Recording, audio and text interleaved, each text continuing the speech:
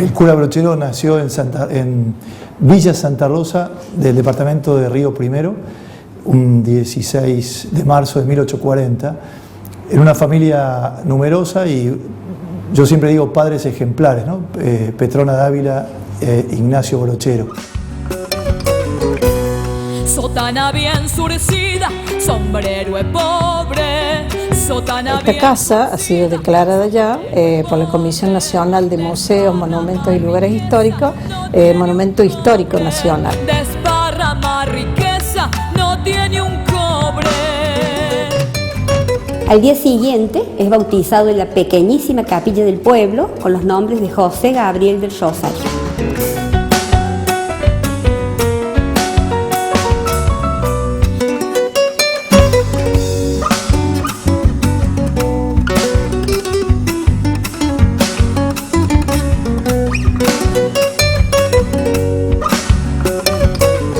Esto es muy interesante tener en cuenta, nació en la zona llana de Córdoba. Es decir, que Brochero no era un hombre de las sierras, era una zona del llano junto al río Primero. Vuelva padre, vuelva al pueblo, nos tenemos que juntar, mano a mano, rezo a rezo, en la cruz y en el altar. El cura Brochero, como todos habrán escuchado, vivió en esta casa hasta los 16 años. Y él se encuentra que su parroquia, ¿no es cierto?, no tiene cura ya de un tiempo prolongado. Y empieza a comprender la importancia de la presencia del sacerdote, más en una comunidad de aquella época. Era, digamos, como el líder de la comunidad en el momento. En ese deseo nace o se despierta la vocación sacerdotal en este joven con una marcada inclinación ya desde el hogar a querer agradar con su vida al Señor y ahora entregarse. Su papá, don Ignacio Brochero, lo acompaña a Córdoba al Seminario Mayor Nuestra Señora de Loreto. Ahí comienza sus estudios sacerdotales. Su madre, que le dice: hijo mío, Dios y la patria cuentan contigo, no lo defraudes, como animando a este joven que va a servir al Señor, pero constructor de la patria, ¿no? 1840, la nación que se iba armando, y con esta bendición de la madre. Y es ahí donde él hace los ejercicios espirituales de San Ignacio. Y esa experiencia fue tan fuerte para él y tuvo un conocimiento tan profundo de Jesús, que esa experiencia fue la que marcó después decididamente su modo de obrar apostólico cuando es nombrado párroco de Traslasierra.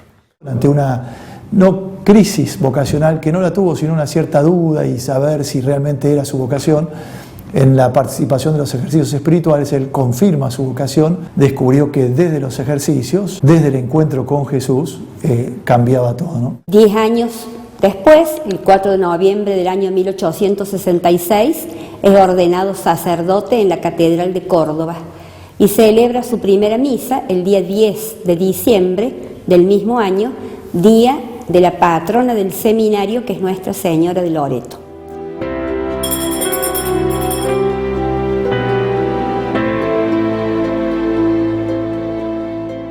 El obispo de Córdoba lo traslada acá al curato de San Alberto, con sede en San Pedro, y allí comienza su tarea pastoral. Lugar difícil en esos tiempos, sin embargo no se asustó, cruzó las altas cumbres. Ese cruce de las Sierras Grandes a casi 2.500 metros de altura, era un cruce que duraba hasta 4 días. Al quedar en el filo de las altas cumbres, y de ahí está ese panorama, esa visión fabulosa, ¿no? Una visión extraordinaria de lo que es todo el valle tras la sierra. Hay una expresión en él muy, muy especial y que quedó grabada, de que él mirando dice: está todo por hacer. Toma como método evangelizador los santos ejercicios de San Ignacio. Cura Brochero iba casa por casa, rancho por rancho, que decía, invitaba: aquí vengo a darles música, e invitaba a los ejercicios espirituales a los más alejados, ¿no? Vive próximo al altar, sobre el púlpito, enseñando catequesis en su parroquia, en el confesionario, siempre junto a la cama del enfermo y organizando tanda de ejercicios espirituales. Esto es lo primero. Esa es su gran preocupación.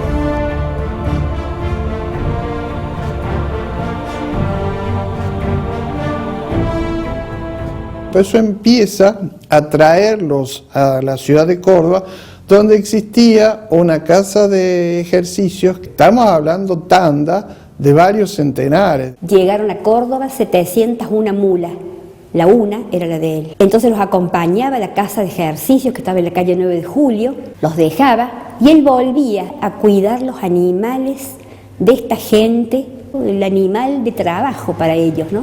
Entonces no podían quedar solas las 700 mulas durante 8 días. Entonces él iba, les daba de comer, les daba agua.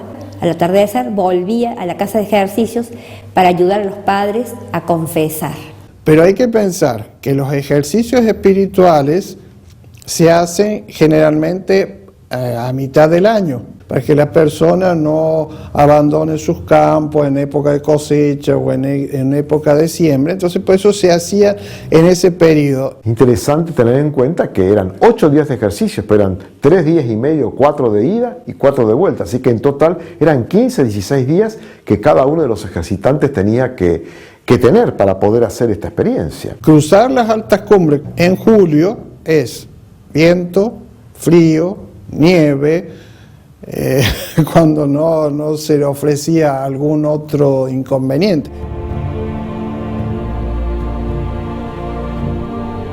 Si alguien manifestaba que tenía a los hijos que cuidar, o tenía que dar alimentos al ganado, o tenía que ocuparse de las cosas del campo, él lo resolvía, él se ocupaba. Entonces una mamá de 10, 12 hijos podía ir a ejercicios. Entonces él le buscaba la vuelta para que esos hijos quedaran asistidos, para que no les faltara nada, y lo mismo los hombres. Un grupo de laicos, en una tanda de ejercicios, se les ocurre a estos laicos, ¿por qué no hacer una casa de ejercicios aquí en Tras la Sierra? Se lo comparten al cura Brochero e inmediatamente asume esta propuesta y en Villa del Tránsito comienza la construcción de la casa de ejercicios. Eso suponía moverse con la mula de aquí para allá buscando limosnas, incluso hasta los llanos riojanos. Entonces levanta esta obra monumental. Hoy día es imposible uno decir, pero ahí en ese lugar hacer eso. Es difícil hacerlo con mayores medios en estos lugares más urbanos. Pensemos en aquel momento. Y la hace con su pueblo. En aquel entonces, en la época del cura, había tandas de 700, 800 personas. Se necesitaba preparar mucha comida y se necesitaba disponer de mucha agua. Él idea una toma en el río, en el Panaolma, y hace un sistema de acueducto para traer agua directamente a la casa de ejercicio, al colegio, y a su vez poner una pila en la plaza del pueblo para que el pueblo pudiera sacar agua. Como sus feligreses yendo a la casa de ejercicios de Córdoba habían experimentado ellos y su familia los beneficios, la casa fue posible. La primera tanda de ejercicios fueron 700 hombres, los mismos que el padre llevó en la primera tanda a Córdoba. José Gabriel Brochero, Santo Serrano. José Gabriel Brochero, Santo Serrano. Lo corrió al mismo diablo, chicote en mano. Brochero era un misionero, un pastor con olor a oveja, que lo dice el Papa de los curas. Vino de Buenos Aires porque, bueno, había estado tramitando todo lo del ferrocarril, todo. Y Brochero, viniendo de allá, se encuentra acá con 2 criollos que estaban discutiendo por un potrillo, ¿no? Porque había parido a ambas yeguas y se ve que uno había muerto, no sé qué. La cosa es que viene uno y le dice, padre, mire que mi potrillo se lo llevó del otro, y dice, bueno, y estaba ahí con ese dolor. Y este Brochero, como se olvida de todo su mundo, ¿no? Todo lo que él traía en el corazón, y por estas personas él vive, ¿no? Entonces dice, bueno, vamos a ver, ¿no? Y justo cuando va yendo, se encuentra con un muchacho de unos 17 años que él se había enterado del problema de que había dejado embarazada una chica y no le había reconocido el chico, ¿no? Y justo lo ve ahí y dice, che, vení, ayúdame con estos criollos, dice, porque, mira, hagamos una cosa, vos anda a buscar el potrillo, no diga nada, yo cuando esté hablando con ellos, con las yeguas, ahí vos le largás el potrillo. Dicho y hecho, ¿no? Brochero estaba conversando con los dos y en un momento viene un muchacho y le larga el potrillo. Y el potrillo, bueno, reconoce solo, ¿no? Los animales se reconocen solos. Entonces Brochero le dice a los criollos, le dice, bueno, le vamos a pedir acá al muchacho, porque de los más jóvenes salen las verdades, ¿no? Entonces, y el chico dice, pero claro, padre, dice, el animal solo reconoce el hijo a la madre al hijo. Ah, sí, el animal reconoce, y vos no querés reconocer el hijo que tenés con la tal. Al tranco de su mula va el cura gaucho. El padre llega con una premisa fundamental, ¿no? Que traía en su corazón ardiente de pastor, ¿no? Evangelización y promoción humana. No había nada, es decir, había monte, había situación inhóspita, había hostilidad y había también paisanos serranos con toda su familia viviendo. Lo que a él más le preocupaba, que era el desarrollo de la virtud de la caridad, o sea, la vida cristiana como generosidad y como servicio. Consideró que el hombre tenía que pasar de una menor dignidad a una mayor dignidad, que la gran promoción social conlleva en un crecimiento en dignidad. Y muchas veces para este crecimiento en dignidad, Brochero descubrió que había cosas elementales de la vida que necesitaba. Un anhelo del cura era que pudiera llegar el ferrocarril, que junto con los nuevos caminos iban a hacer entonces que el aislamiento de Tras la Sierra desapareciera. Porque sabía que el ferrocarril iba a traer más progreso a su pueblo y a su gente, porque iba a poder comercializar los productos y las riquezas que esta tierra tenía. Sobre todo en olivos, en olivares, en viñedos. Y el proyecto aprobado nunca fue ejecutado. Todos hablan de Brochero, pero nadie se animó a seguir ese proyecto, que era uniendo a todos los pueblos, desde Villa Dolores hasta Cruz del Eje, con un tren que circulara por todos los pueblos de Tras la Sierra, intercambiando productos o llevándolos para una mejor venta en otros lugares y el mejor crecimiento de la gente. Así que ojalá, Dios quiera, y esto le pido yo a Brochero, que esta ley que está diferida y que no está abolida, sino que está suspendida hasta cuando haya recursos, el Congreso de la Nación, quizá en homenaje a este hombre de la patria, yo digo un santo pero un prócer, realmente pueda tener el ferrocarril para toda esa zona, ¿no?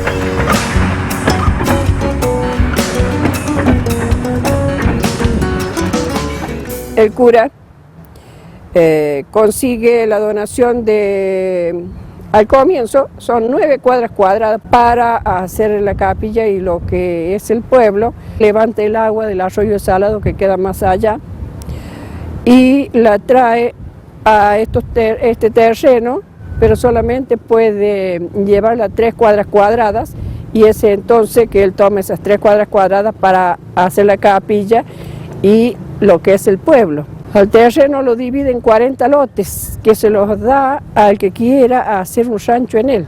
Se deja el terreno para la capilla y es en 1902 cuando el cura comienza a construir la capilla con la ayuda de la gente de la zona. Y la va a terminar en 1908 cuando se bendice el 4 de octubre.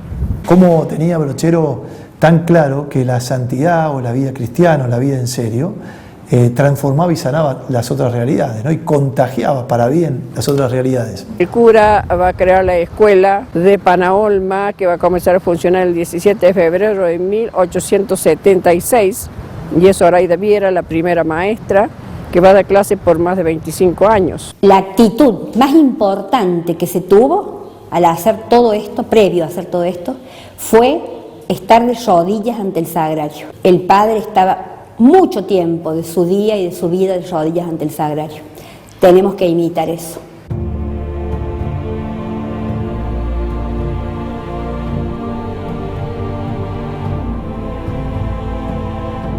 Siempre manifestó su gran cariño a la Virgen, a María, mi purísima la llamaba.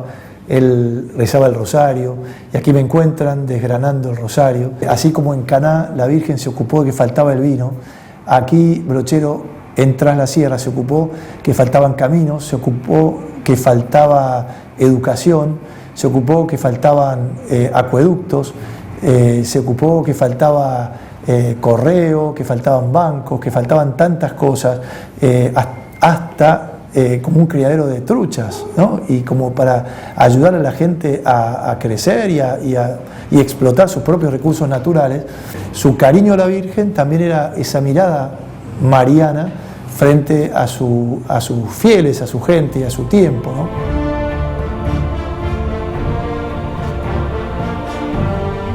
Llegó el momento clave, que fue en el 2004, cuando la Posició fue tratada para ver las virtudes heroicas, y entonces el relator fue el padre jesuita Gumpel, que yo no conocía, lo conocía por foto. Entonces me llama por teléfono de Roma, dice: lo llamo porque después de 50 años que estoy trabajando en las causas de los santos, nunca me tocó vivir lo que vivimos hoy.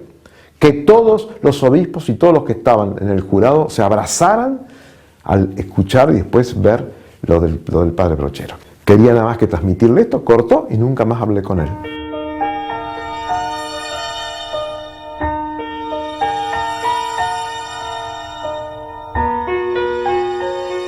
Y solo estábamos a la espera, una vez hecho venerable, de que el Señor se manifieste por medio de un milagro, adjudicado a la intercesión del cura Brochero. Coincidió con el nombramiento de Monseñor Santiago Olivera como obispo de Cruz del Eje, que hubo un hecho que pareció milagroso, y entonces él lo tomó inmediatamente, y ahí se empezó a trabajar, y este fue finalmente el milagro de Nicolás.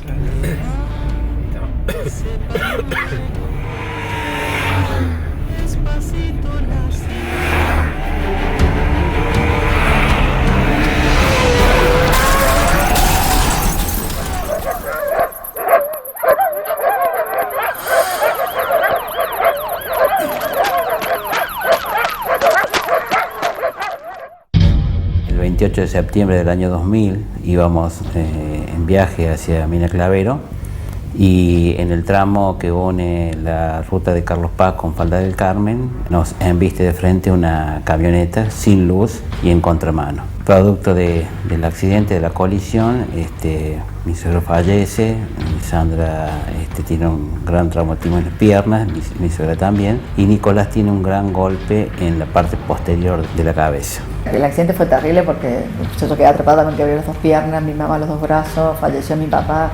O sea, realmente el accidente fue un caos, ¿no? En ese momento el único que queda sin ninguna lesión soy yo. Entonces cuando termina el auto de dar vueltas, me bajo para socorrerlo. Ahí lo rescato a Nicolás de los brazos de Sandra, que venía en el asiento trasero, y al tomarlo de la cabeza advierto que tenía un gran golpe en la parte posterior, porque se me llenan las manos de sangre. Invoco la protección de Brochero, le pido por la vida de Nicolás, porque yo veía que la vida de Nicolás se iba, se terminaba. Entonces yo le pido a Brochero que le salve la vida a Nicolás.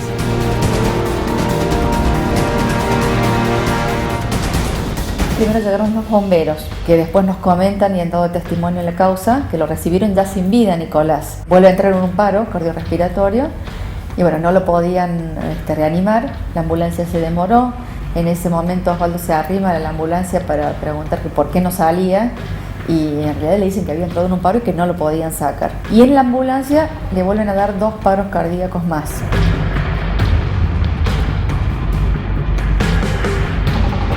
Trasladado hacia el Hospital de Niños de aquí de Córdoba. Lo ingresan a la sala de tomografía y ahí le da un paro cardíaco, y el médico, que fue el doctor Montenegro quien lo operó, estaba de guardia. Entonces llega a la sala, habían cortado la reanimación porque había pasado el tiempo que ellos tienen estipulado para ello, ¿no? Entonces, bueno, le preguntó, cuando entra el paciente, le dice: ¿y el paciente? No, doctor, dice, ya le hicimos toda la reanimación. Bueno, dice, pero si fuera hijo tuyo, vos lo hubieras dejado. Seguí con la reanimación. Dice, si no, salía a decirle al padre que está en la puerta que su hijo se ha muerto.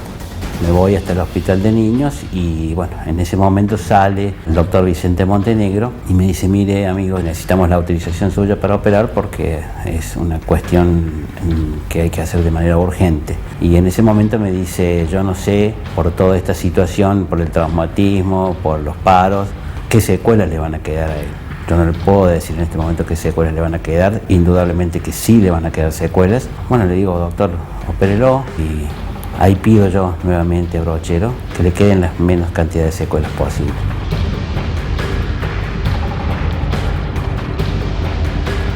En realidad le dijo que no sabía si iba a salir de la cirugía, que lo iban a operar, pero la mayor probabilidad era que no pasara la cirugía. Después de haber estado un mes aproximadamente en terapia, no había más nada que hacerle médicamente, sino que me dice, bueno, que lo llevara, clínicamente estaba estable, y me entregaron un niño que no veía, un niño que no tenía movilidad. Me entregaron lo que le denominan ellos un niño trapo.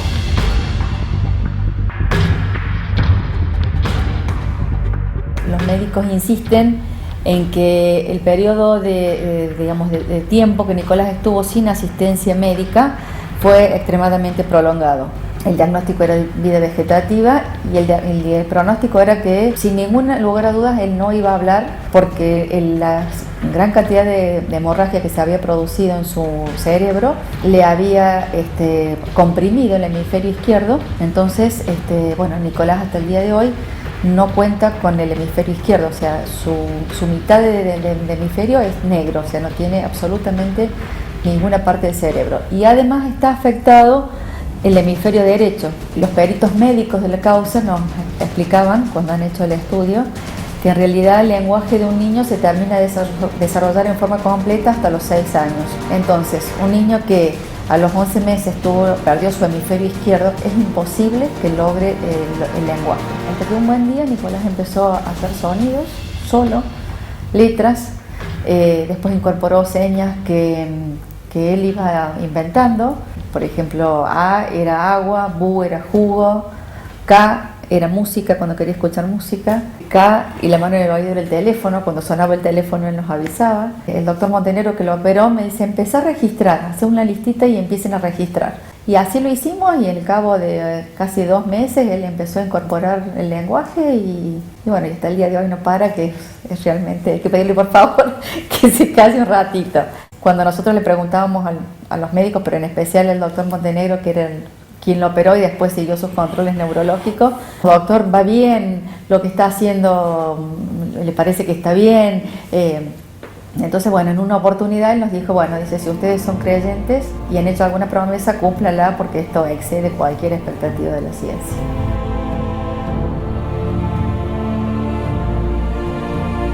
Ya habían pasado cerca de 6 años de los últimos estudios que le habíamos hecho.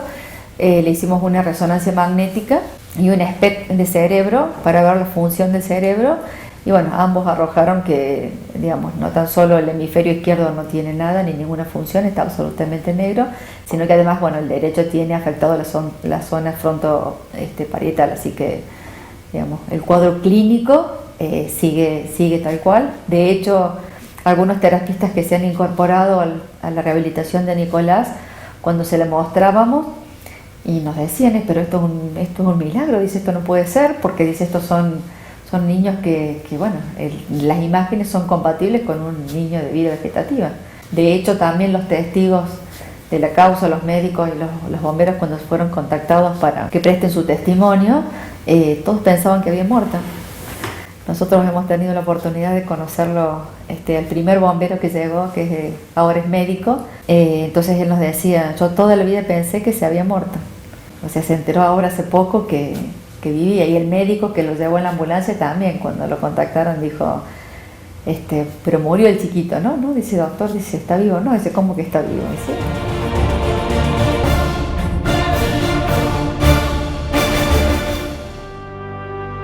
En cuanto al ocaso de la vida de Brochero, ¿no?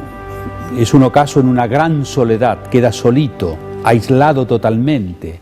El padre Brochero, como se sabe, se contagió de lepra, porque en sus recorridos acá pastorales que hacía a lo largo del valle de Tras la Sierra, figuran 4 o 5 leprosos que no los ha encontrado juntos, y a cada uno lo ha asistido con la misma constancia, el mismo amor y la misma dedicación. Lo visitaba muchas veces y lo atendía, y con algunos otros enfermos de lepra, y se ocupaba justamente porque eran como apartados y vivían la soledad. Le curaba las heridas, los bañaba, los vendaba y llevaba el mate para tomar con el leproso, y compartía las comidas porque llevaba y comía con ellos. La propia sobrina de Brochero le manifestaba que ya está, que no vaya más, que ya había ido, y Brochero dice: un alma no vale nada.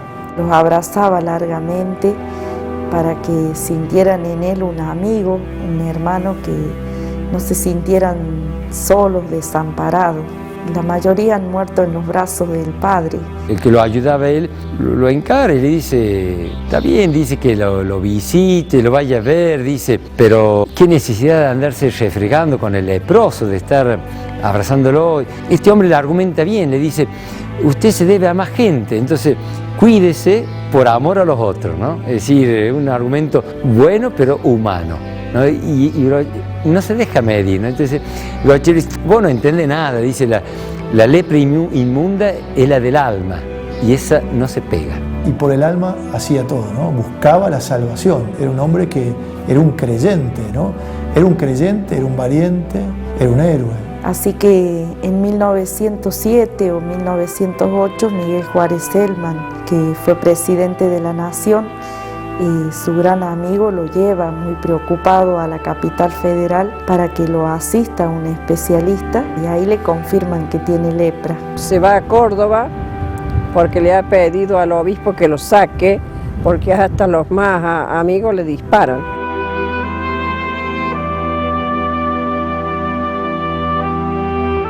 Dejó la parroquia un tiempo, pues tuvo que volver. Los sucesores no les iba muy bien. Después el mismo obispado le pide y lo alienta para que vuelva a la parroquia y vuelve los últimos años ya. Pero va descubriendo cuando la gente se va enterando de su enfermedad de la lepra, lo van dejando solo, que ya no quieren comulgar, que ya no quieren acercarse. Para comprender la hondura de la prueba última de su vida, tener que morir de esta manera, que nunca consideraba él poder estar impedido o enfermo en razón de las exigencias del ministerio pastoral.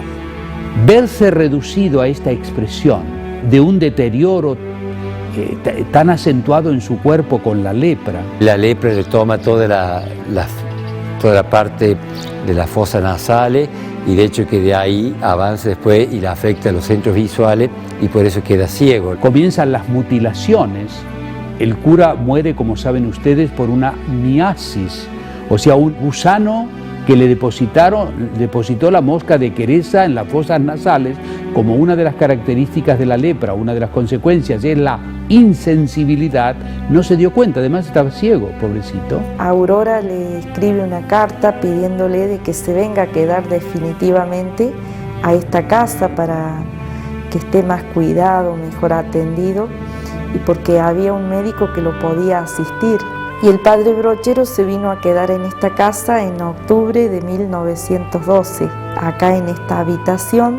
Cuando le contestó a Aurora la carta donde ella lo invita, dice, solo necesitaría dos cosas para volver: que las hermanas esclavas me presten todo para celebrar la misa diaria y que podamos tener algunas monedas para surtir a los pobres. Y su hermana Aurora se ve que les da unas monedas porque en sus caminatas por el pueblo del Tránsito le dice a los chicos, saca esa moneda que tengo en el bolsillo y dásela a este pobre que es más pobre que yo. Por un tiempo va a celebrar la misa a la capilla de las hermanas. Y ahí le pedía a una de las hermanas esclavas que le leyera el evangelio de cada día. Y muchas veces le decía a la hermanita, gracias hermanita Lucía, ya tengo pasto para rumiar todo el día. Al exudar sus piernas con los líquidos que se desprendían de sus piernas, ensuciaba todo el lugar donde él estaba y las hermanas luego tenían que lavar, etc. Llega el momento en que él se recluye totalmente en la casa de su hermana y ya no sale. Tenía un lazarillo, Palacios. Porque uno de los efectos de la lepra fue su ceguera. Una travesura infantil que hizo este niño, que poco para ver si estaba ciego, que hizo que se cayera y después el papá quiso cambiarlo. También movido por un poco el temor de que se contagie, Brochero le pidió por favor que no se lo cambie y le dice, quedad tranquilo que esta enfermedad no es para tu niño ni para ninguno de ustedes, ¿no? Le da mucha pena que un niño tan pequeño como era Victorio, que cuando le sacaba las medias a veces se salían pedazos grandes de piel, pero que el niño no se inmutaba, que lo hacía con mucho amor. Y entonces es ahí cuando él le escribe a su amigo Juan Martín Yáñez, su compañero de ordenación, que en ese momento era el obispo de Santiago del Estero, le dice: recordarás que yo solía decir de mí mismo que iba a ser tan enérgico siempre como el caballo Chesche que se murió galopando. Pero jamás tuve presente que Dios nuestro Señor es y era quien vivifica y mortifica, y a unos da las energías físicas y morales, y a otros la quita. Yo estoy ciego casi de remate. Apenas distingo la luz del día y no puedo verme mis manos. A más estoy así sin tacto desde los codos hasta la punta de los dedos y desde las rodillas hasta los pies. Y así otra persona tiene que vestirme o prenderme la ropa. Ya ves el estado en que ha quedado el chesche, el enérgico y el brioso.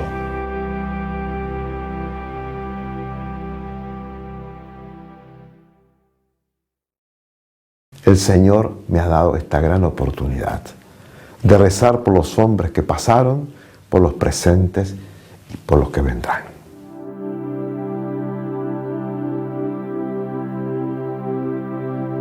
Hasta que un día había venido un padre muy amigo de él, llamado Pío Angulo, para quedarse acá unos días con él. Él celebra la misa como de costumbre en la tarde y después de celebrar la misa sufre una hemorragia muy grande, donde pierde mucha sangre y él sabe que ya sus días se van.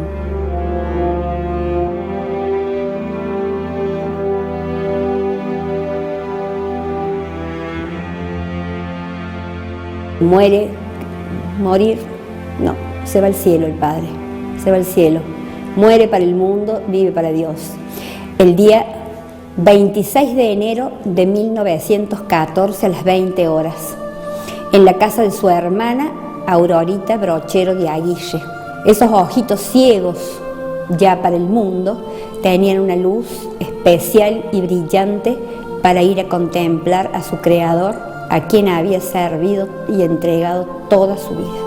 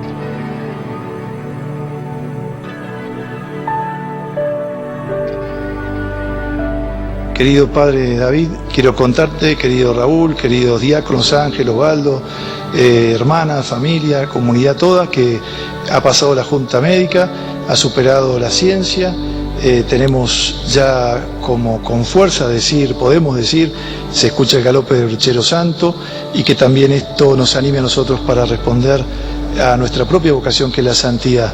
Gracias por las oraciones, gracias por el esfuerzo, gracias por la cercanía, que Dios los bendiga mucho, y nos vemos el domingo 13 a las 11 celebrando esa misa de auténtica acción de gracias. Que Dios los bendiga mucho.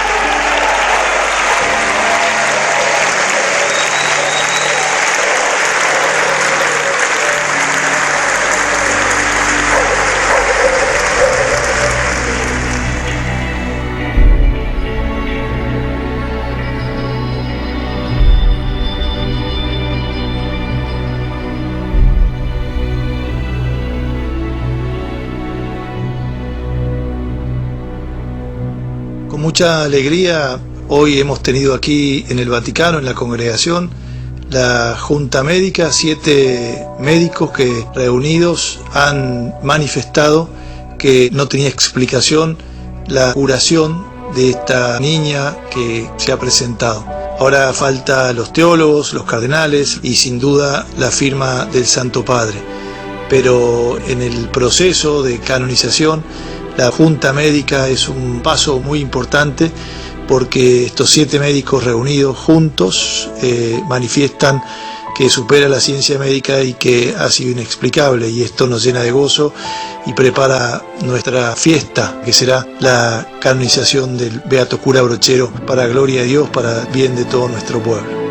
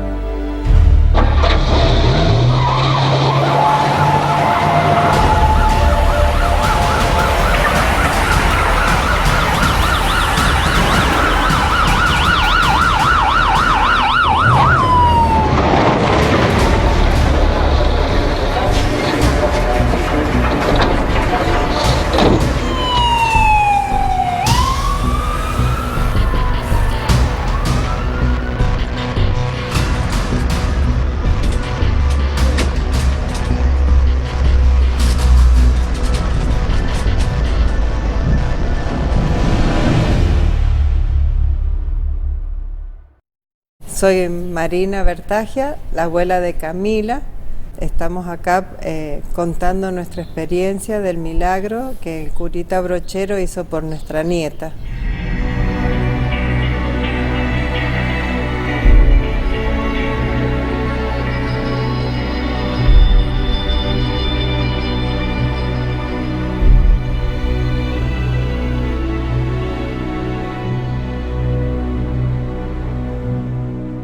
Recuerdo que en el año 2013, el 25 de octubre, me llaman de un servicio de emergencias para pedirme una unidad para una niña con una convulsión. Cuando yo la recibo a esta niña, me encuentro con un panorama realmente devastador, con signos clínicos de hipertensión endocraniana, con un estado comatoso. La niña no hablaba, no tenía ningún tipo de movimiento, no tenía apertura ocular. Sus pupilas estaban asimétricas, una grande y una chiquita, y eso significa que hay aumento de presión adentro del cráneo. Entonces sospeché de algún golpe importante, algún sangrado en la cabeza. Se pasa inmediatamente a la unidad de terapia intensiva en un cuadro extremadamente grave, con riesgo de vida. Se coloca en respirador artificial y se hace una tomografía cerebral de urgencia, donde se ve un hematoma de importante tamaño en el hemisferio derecho. Se habla con el neurocirujano que estaba en este momento de guardia, el doctor Baños, y él decide intervenirla a Camila inmediatamente esa misma noche que ingresó.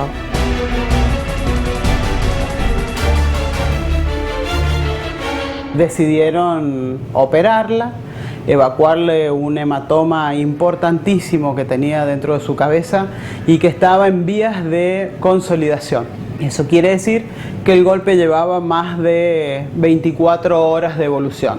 No se sabe hoy exactamente cuánto más, pero pueden haber sido 48, 72 horas. Este gran hematoma en esa caja cerrada hacía que todo el hemisferio derecho estuviera comprometido y desplazaba al hemisferio izquierdo, también provocándole compresión. Se hizo una craniectomía, que se llama, que es retirar el hueso del cráneo y abrir las meninges que recubren el cerebro para permitirle al cerebro que siga inflamándose sin generar tanto aumento de la presión adentro del cráneo. Fue un momento muy impactante para nosotros como médicos y como personas. Siempre nosotros decimos que antes que ser médicos somos personas. Más nosotros que trabajamos en áreas críticas, un área crítica como es la terapia intensiva, donde estamos acostumbrados a ver siempre casos de chicos muy graves, donde tienen altas chances de morirse.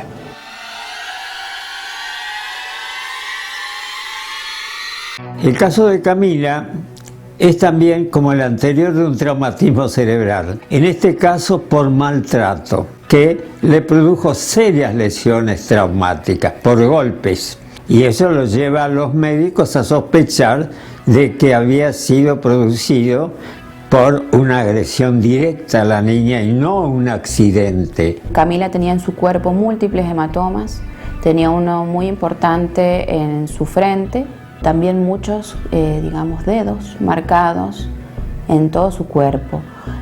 Tenía cortes en sus manos y tenía un hematoma extremadamente importante que abarcaba toda la espalda, desde la zona de las escápulas, de los omóplatos, hasta por debajo de los glúteos. Y lo que nos llamó muchísimo la atención era que todos esos golpes que tenían, habían algunos golpes nuevos y habían golpes que eran viejos. 4 días después de la cirugía se le hace una tomografía en la que encontramos un infarto masivo de cerebro, con lo que la verdad que el ánimo a nosotros se nos vino al piso. Pensamos que ella no volvería a recuperarse.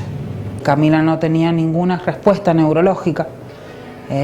Por eso es como que la evolución, lo que uno esperaba de su evolución era una mala evolución, y si se recuperaba pensábamos que podía quedar con múltiples secuelas. Camila estuvo grave, estuvo muchos días en terapia intensiva, muchos días en respirador artificial.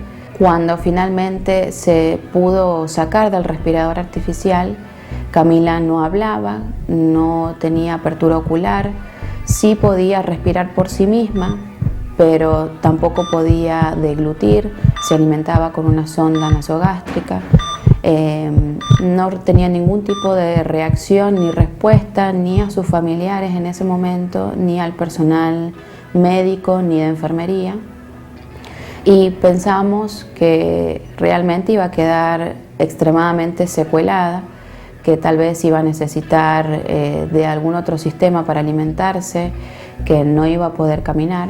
Fueron pasando los días, tuvo las complicaciones habituales que pueden tener infecciones asociadas a tener un niño puesto en respirador, neumonía, cuadros febriles, que eso se fue revirtiendo, pero lo que más nos preocupaba era su evolución neurológica, porque a pesar de que fuimos bajando toda la sedación y la analgesia que vos usás para tener a un niño dormido, a pesar de eso no teníamos respuesta. Nosotros consideramos que, a partir de ese momento, que es el que yo marco, que nosotros no teníamos más para hacer. Y el doctor Héctor Baños, al que yo le he preguntado constantemente, dice: era un estado nuevamente gravísimo. Se trata de un estado de mucha gravedad y de pronóstico muy desfavorable. Camila estuvo 72 horas en peligro de muerte.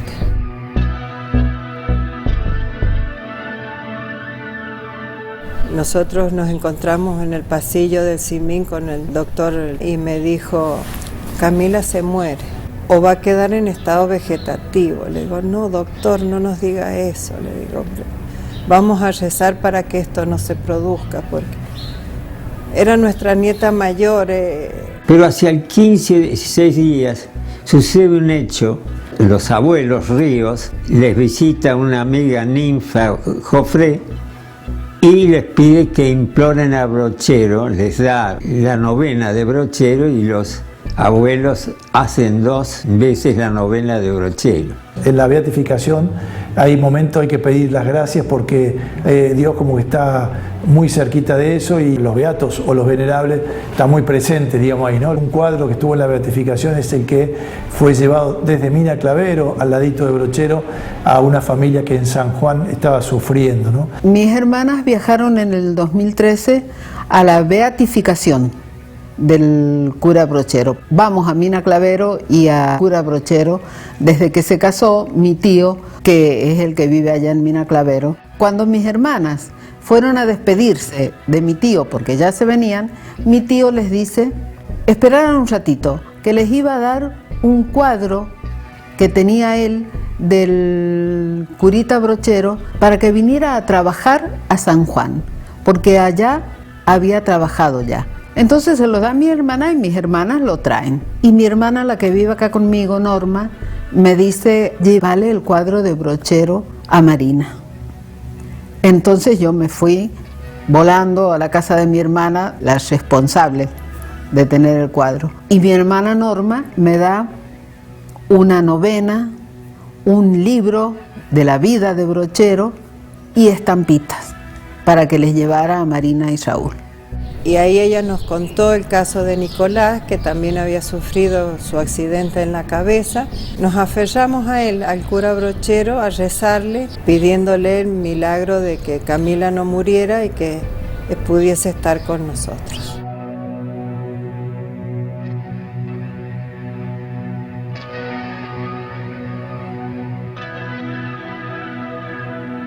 Nosotros habíamos pasado por Mina Clavero hace muchísimos años y ni siquiera habíamos pasado el puente para conocerlo a Brochero. Yo no lo fui a buscar a Brochero. Brochero apareció en mi casa, yo no lo llamé, si no lo conocí. Entonces le dije a Mari, este es el milagro que necesita Brochero para ser santo. Y me aferré con uñas y dientes porque nuestra nieta moría. Entonces comencé la novena de Brochero y cuando iba rezando la segunda novena, y gracias a Dios, Camila salió de terapia.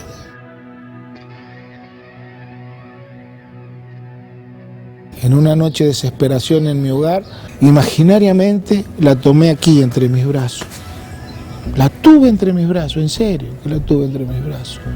Se la entregué a Brochero en las manos, en unas manos rugosas y ásperas del cura Brochero, porque me las imaginé rugosas, ásperas por el trabajo de albañil, por el trabajo de la rienda, por el trabajo hosco y difícil de la época, pidiéndole que él le ofreciera a María, que Brochero se la pusiera a Camila en sus brazos y que María rezara ante su hijo, en la seguridad que no le iba a poder decir que no.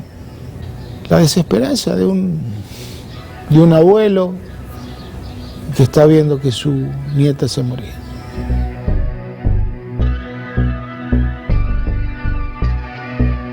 También debemos reconocer que hubo seminaristas que entregaron una estampa a una de mis hijas, la menor, que también, Mariela, que también le rezó a Brochero, nuestra nuera, también le rezó a Brochero por una estampa, una novena que recibe por vía internet de una amiga. Era algo muy doloroso para nosotros estar pasando por ese momento tan delicado, entonces nos aferramos a rezar al cura Brochero, a la Virgen, y mi marido le decía, Brochero se la lleva a la Purísima y ella la va a proteger, la va a sanar. ¡Ave María, te quiero! ¡Fuerte el aplauso a nuestra madre!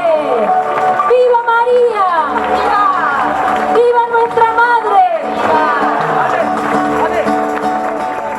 Vos le pedís a Dios que te ilumine, que te ayude a que vos hagas lo mejor para ese niño. Y aproximadamente unos 2 meses antes de que se le diera el alta, Camila de repente empieza a hablar, empieza a interactuar con sus familiares y luego a medida que fue tomando un poco más de confianza, empezó a interactuar también con los médicos, con los enfermeros, empezó a movilizarse, por supuesto estuvo con rehabilitación fonoaudiológica y neurológica, y el avance que tuvo fue realmente sorprendente. empezó a movilizar sus piernas, empezó a movilizar sus brazos, se empezó a sentar, empezó a poder comer por sí misma, a poder tragar. Y esto en el transcurso de los próximos 2 meses fue una mejoría paulatina y muy lenta que se evidenció más en los últimos 20 días de su internación en realidad. Y así fue, el 26 de noviembre Camila la pasaron a terapia intermedia. Estaba despierta, pero no sabíamos si oía, si hablaba, nada. Era como un muñequito de trapo que había que tomarla y dar la vuelta, acomodarla con almohadas para que no se fuera a tener escaras, cambiarle pañales. Y mi hermana hizo un cuadernito, tapas blandas, lo forró, le puso la fecha y Marina fue anotando en ese cuadernito día por día los avances y los retrocesos que veía en su nieta. Todo está anotado ahí.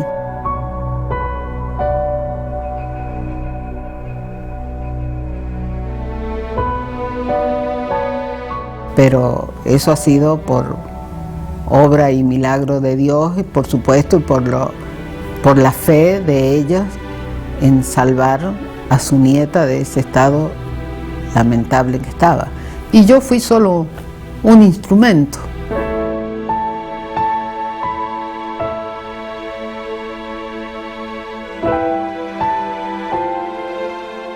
Todo el mundo rezándole al cura Brochero. El cura Brochero estuvo todo el tiempo ahí y la verdad que fue algo sorprendente.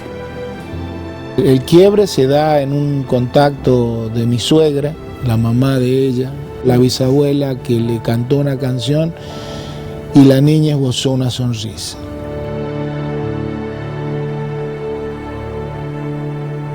Me tocó a mí particularmente vivirlo, que entró su bisabuela y le empieza a cantar y Camila empezó a tener algunas respuestas motoras, que eran muy poquitas, pero las tenía. Y esa es la coincidencia que ahí empieza a mejorar.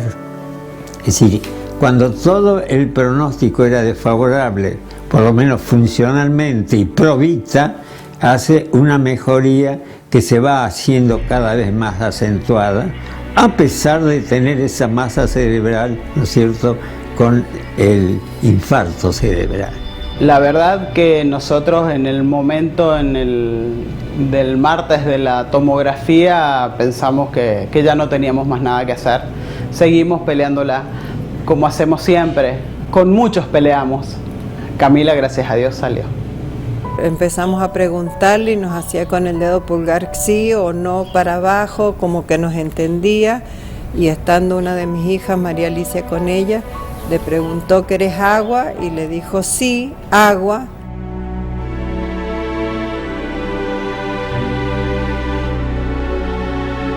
Fui a mi guardia y me encontré con que mis compañeros estaban todos sorprendidos porque Camila había empezado a hablar sin dificultad. Nos sorprendió gratamente la evolución que tuvo Camila, que era algo que uno por ahí científicamente no lo podés terminar de justificar o de entender.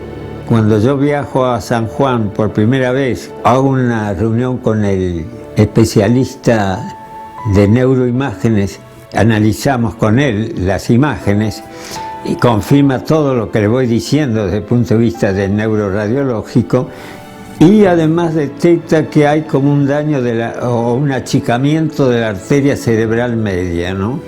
Confirmando todo esto, que había un daño en la circulación cerebral, ¿no es cierto? Por lo tanto, se siguió diciendo que el pronóstico se había ensombrecido, al contrario de lo que era la evolución clínica. Y ese fue el dato clave, ¿no? A un paciente con semejantes hemorragias, semejante hematoma y tal cirugía, lleva meses recuperar, aunque sea algo de sus funciones. Y Camila lo hizo en menos de 2 meses. Y así fue la evolución tan significativa que no era previsible desde el punto de vista médico o fisiopatológico. Camila podría no haber hablado nunca más, podría no haberse movido nunca más. Primero podría haberse muerto, que eso ya era un milagro el que viviera Camila. Le llevamos una pizarra con un marcador que tenía en casa y escribía algunas palabras. Eso fue una emoción muy grande porque nosotros dijimos, el curita Brochero nos hizo el milagro, Camila está viva, está conectada, no importa en las condiciones en que esté, ella va a estar con nosotros y nosotros vamos a cuidarla y la vamos a tener siempre con nosotros. Y el 21 de diciembre del 2013 le dan el alta, se va a su casa, se la llevaron con pañales, era un bebé. El día que se fue, lo planificamos. Era una locura los medios con saber cuándo se iba, dónde se iba, quién se la llevaba. Y nosotros la sacamos a escondidas. La sacamos a escondidas porque en realidad queríamos protegerla. Protegerla porque lamentablemente sufrió muchos daños. Y el 25 de enero Camila comenzó a caminar sola. Deambula perfectamente, tiene independencia y sociabiliza perfectamente, es una niña súper simpática y sociable. Se ha logrado muy de a poquito que su cabecita vaya mejorando y que su corazón vaya dejando de tener todas esas heridas que debe tener, porque es una criatura que sufrió muchísimas cosas. Cuando yo la veo a Camila en el colegio, cuando hago esa primera visita, voy al colegio, pero la veo nomás cómo se comporta y llamaba la atención la espontaneidad del trato, la comunicación que ella tenía y que era una chica muy alegre, muy expresiva, muy abierta. Les explico, yo me llamo Camila y les voy a mostrar cómo funciona este juego.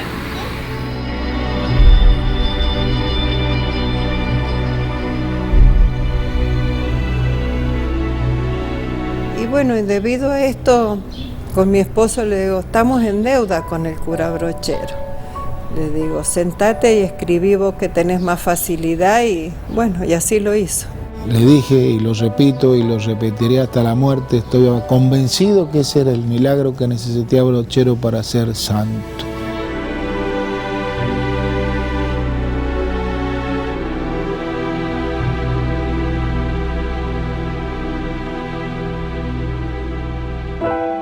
Hicimos una carta a Cruz del Eje diciendo con mi esposa, bueno, dentro de 2 años nos irán a contestar que lo han tratado, que lo han elevado, que lo han considerado. Eso fue el 16 de marzo del 2014. El día 17 me llaman por teléfono a casa, era Gabriela Talamonte, una laica, se presentó, que habían leído el mail y que querían tener más información, más noticias, más cosas sobre Camila, que nos pedían estudios médicos para que los analizara el doctor Resónico de Córdoba, que había visto también el caso de Nicolás. Inmediatamente mandamos todos los estudios a Córdoba.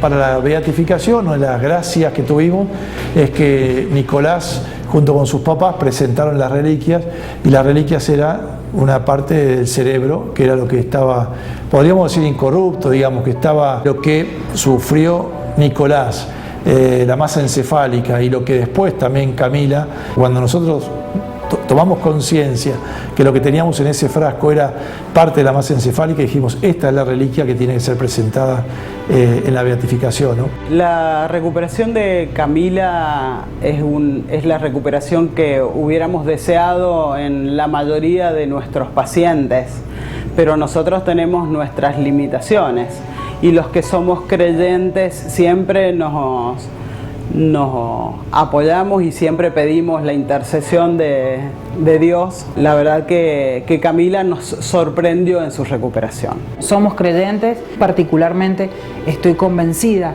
de que hubo algo más en la recuperación de Camila. Todos pensábamos que iba a quedar extremadamente secuelada, tal vez en silla de ruedas, tal vez con una gastrostomía, tal vez con una traqueostomía. Sin embargo, Camila no ha necesitado nada de eso. Nosotros los médicos somos solamente un instrumento. Nosotros no somos Dios, somos un instrumento de Dios. Yo pienso que Camila se recuperó más allá de lo que nosotros pudimos hacer desde lo científico y terapéutico. Podríamos decir que no era previsible una recuperación tan significativa y tan en poco tiempo. Eso es, en síntesis, lo que yo he manifestado en mi informe.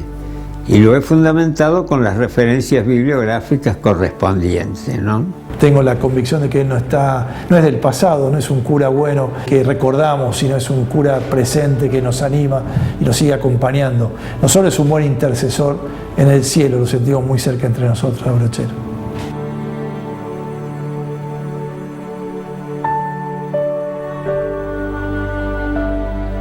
En el año 2014, habrá sido en abril, el obispo de Cruz del Eje, Monseñor Rivera, me dice en la asamblea de los obispos de la conferencia episcopal que parece que hay un posible milagro en San Juan atribuido al cura Brochero.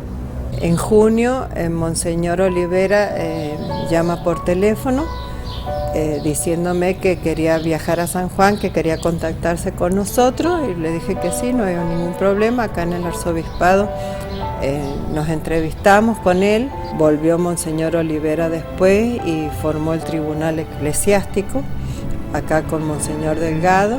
Continuó, digamos, la causa, ahora ya no para la beatificación, sino para su canonización. En el mes de julio de 2014 se abrió este proceso aquí en San Juan. Ahí yo tuve conocimiento de muchos detalles que ignoraba hasta ese momento. Me entero de que se estaba hablando de un posible milagro del cura Brochero con esta niña. Pienso que es un milagro porque soy muy devota de cura Brochero. Así que creo fervientemente que esto es un milagro. Quien comenzó la causa es el primer obispo, Pechual Marín, que es sanjuanino. Y para mí siempre fue un signo. El que lo inicia es un sanjuanino y el que termina la causa, el milagro, es otro sanjuanino. Y desde San Juan nos vino esta gracia del milagro. El tribunal empieza a citar a los testigos, principalmente a todos los médicos intervinientes, también a todos los que han rezado por la chica, en qué circunstancias, en qué momento, qué día empezaron la novena, qué día se terminó, cómo fueron todos estos sucesos. Finalmente se ve que hay una conexión bastante profunda. Desde los sanjuaninos salió la gracia de la oración de todo un pueblo, pero también particularmente de San Juan, que inició esta oración en este pedido de salud para Camila. Yo lo veo como providencial. Se nombran los peritos médicos, uno de ellos es el doctor Carlos Resónico, viene aquí a San Juan, tiene una entrevista con todos los médicos, yo lo acompañé personalmente. Me acuerdo que dentro de una conversación estrictamente médica, escuchaba expresiones, dice, esto realmente no tiene explicación médica, esto es de Dios, escuchaba de otro, es sorprendente.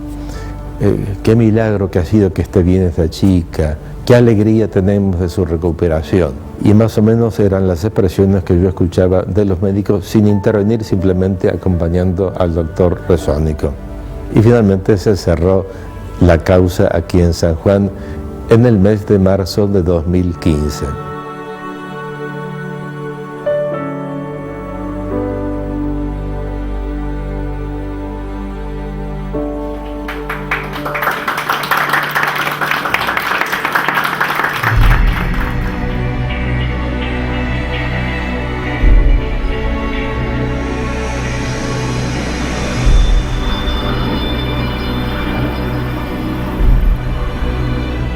Una vez que se envió todo esto a Roma, que va en varias copias, lacradas, selladas, foliadas, certificadas, documentadas, legalizadas, etc., se llevó a Roma, se llevó a Monseñor Olivera y, ante nuestra sorpresa, un mes o dos después, se nos notifica que, desde el punto de vista procesal, la causa está perfecta.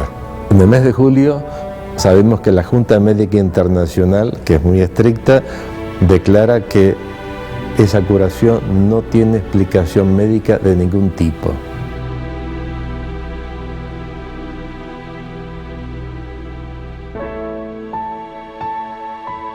Y nos impresionaba con Nicolás, que es el primer milagro, y nos termina impresionando con Camila, que es el segundo milagro, y también con un poquito algo más dramático, pero también el gozo de la curación de esta niña que con problemas también en el cerebro fue curada por la intercesión del cura Brochero.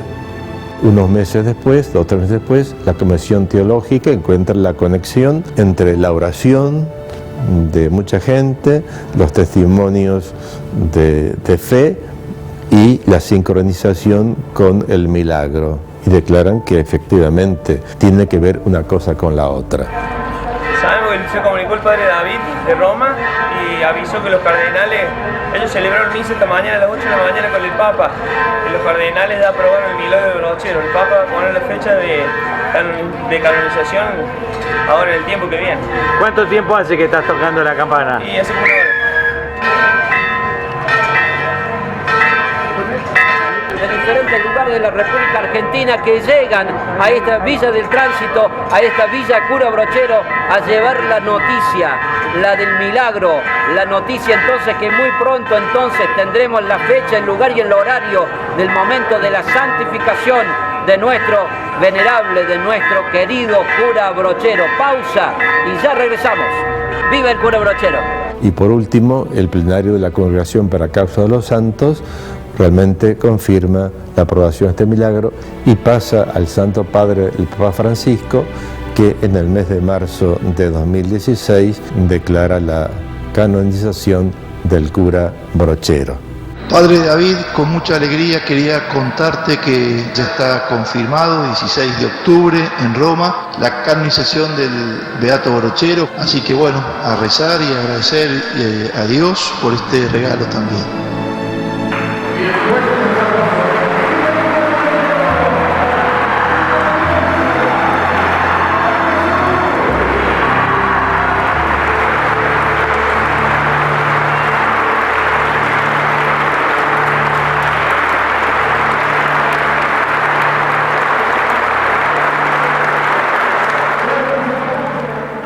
Camila nos movilizó muchísimo a todos San Juan, a todos nosotros que la teníamos todos los días, que la veíamos todos los días, y nosotros no lo podíamos creer y decíamos, esto es un milagro,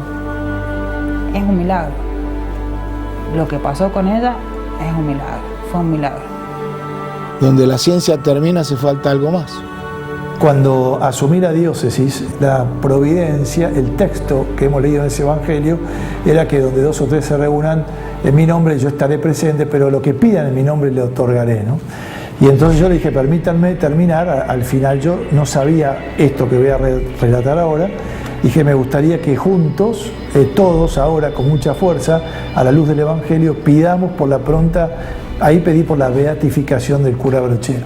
Cuando yo empiezo la oración, ¿no? Señor, de quien procede todo don perfecto, empezó a rezar toda la gente y yo tuve una sensación espiritual, una emoción del espíritu, pero con mucha fuerza, que Brochero iba a ser santo, ¿no? Que la beatificación estaba cerca.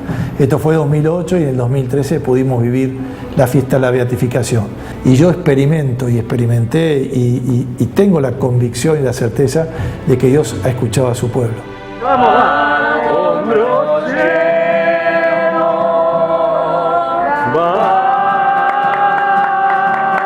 ¡Viva el Padre Brochero! ¡Viva! ¡Viva Cristo! ¡Viva! ¡Viva los santos!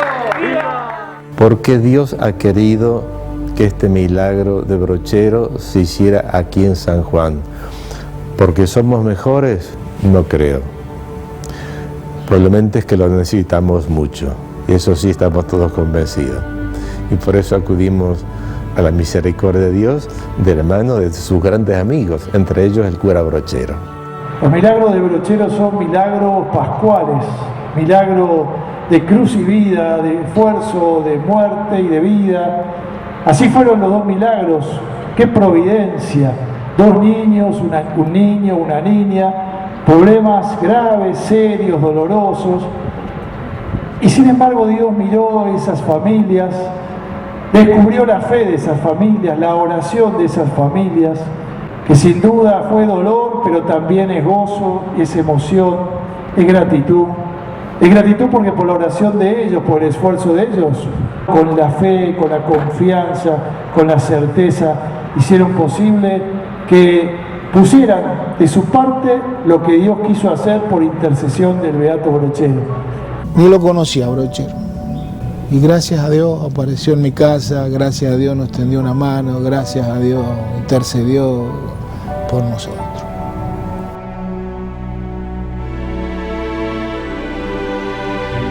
Particularmente, como digo, a mí me toca muy de cerca, soy muy devota de cura Brochero, voy desde que tengo 1 año, todos los años.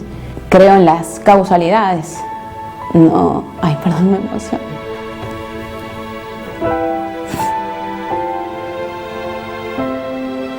Creo en las causalidades, no en las casualidades.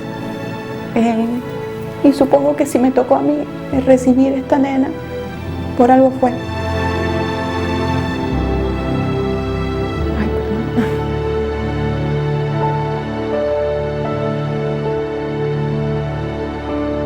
La causa de Brochero como tal, decimos la causa de Brochero hacia la canonización, va terminando, pero la causa de Brochero no termina. Nosotros hoy tenemos que seguir la causa de Brochero. La causa de Brochero es que los hombres hagan ejercicio, que los hombres confronten su vida con el Evangelio. La causa de Brochero es que haya dignidad para todos los pueblos y toda la gente. La causa de Brochero es la justicia para todos, no grietas. Brochero no tenía grietas, Brochero llamaba a todos amigos. Quiera Dios que esto también se encarne en nuestros pueblos, en nuestras relaciones, porque Brochero era un hombre de amigo, ¿no?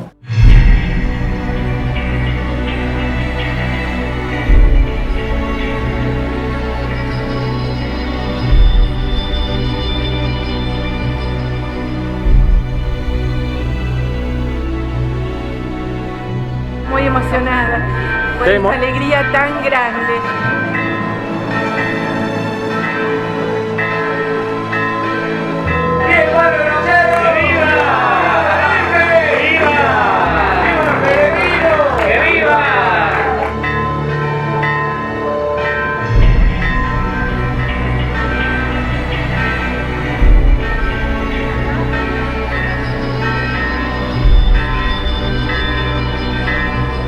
Bueno, vamos para la canonización entonces. Vamos por la canonización y allí nos vemos. Dios, Señor, Dios a Dios lo conocen las piedras, los pastos y el sol y hasta el mismo río, con sus suspiros por el camino.